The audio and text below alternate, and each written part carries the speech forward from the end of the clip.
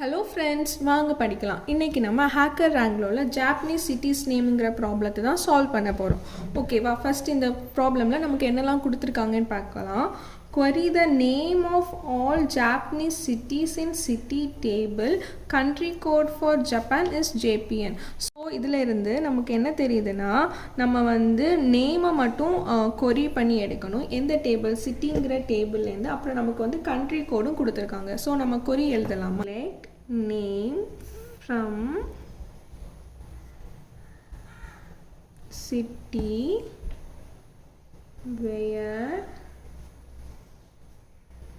country code கொடுத்துருக்காங்கல்ல,